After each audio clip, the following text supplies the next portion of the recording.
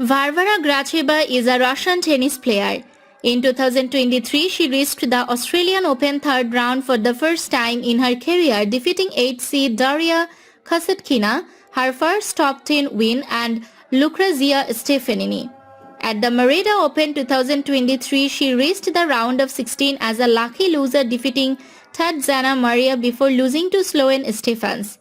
The following week, she reached the finals of the 2023 ATX Open. She has won 7 singles titles at tournaments of the ITF Circuit. In 2022, Gracheva started into the year at the Melbourne Summer Set but was soundly beaten by Sorana Cîrstea without winning a game. Her poor run extended with a first round exit at the Australian Open, falling to qualify Lucia Bronzetti in 3 sets. At the St. Petersburg's Ladies Trophy, she qualified for the main draw.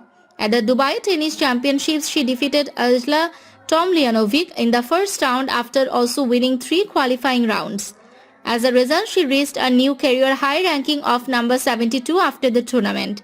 She reached the third round at the French Open for the second time in her career. In July 2019, she qualified for the Washington Open and won her first WTA Tour main draw match, defeating Anna Blinkova. Gracheva reached a career high ranking of 19 in her junior career, winning 4 Grade 2 events. Gracheva was part of the contingent that travelled to Melbourne for the Australian Open, starting her season with a tough 3-set win over Lizette Cabrera in the first round of the Yarra Valley Classic. She triumphed on her Australian Open main draw debut, defeating compatriot Anna Blinkova before losing to another compatriot, Veronika Kudermetova, in the second round.